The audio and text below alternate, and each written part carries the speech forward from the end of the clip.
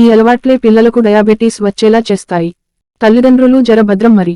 ఎందుకంటే ప్రస్తుతం ఇండియాలో ప్రతి ముగ్గురిలో ఒకరు షుగర్ వ్యాధితో బాధపడుతున్నట్టు సర్వేలు వెల్లడిస్తున్నాయి.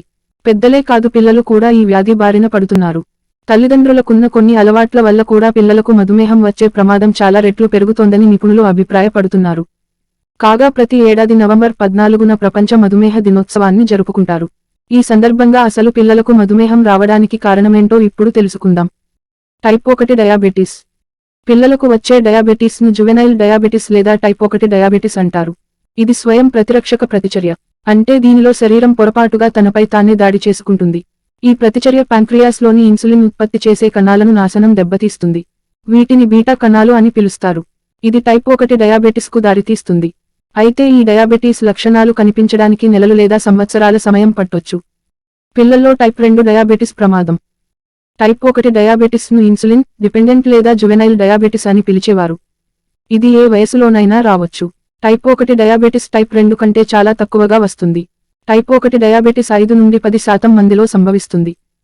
ఇప్పుడు పిల్లల్లో కూడా టైప్ 2 డయాబెటిస్ ప్రమాదం చాలా వరకు పెరుగుతోంది.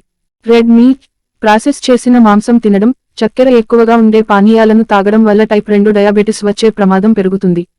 అలాగే ఈ డయాబెటీస్ కుటుంబ చరిత్ర ఉన్నవారికి కూడా ఇది వచ్చే అవకాశం ఉంది. తల్లిదండ్రుల ఈ అలవాట్లు కూడా పిల్లల్లో డయాబెటీస్ ప్రమాదాన్ని పెంచుతాయి. అనారోగ్యకరమైన ఆహారపు అలవాట్లు. ప్రస్తుత కాలంలో చాలా మంది తల్లిదండ్రులు అనారోగ్యకరమైన ఆహారాన్ని పిల్లలకు ఇస్తున్నారు. అంటే పిజ్జాలు, బర్గర్లు వంటి వాటిని ఎక్కువగా కొనిపెడుతుంటారు. కానీ వీటిలో కేలరీలు ఎక్కువగా ఉంటాయి. వీటిని తిన్న పిల్లలు ఊబకాయం బారిన పడటమే కాకుండా వారికి డయాబెటీస్ వచ్చే ప్రమాదం కూడా ఉంది.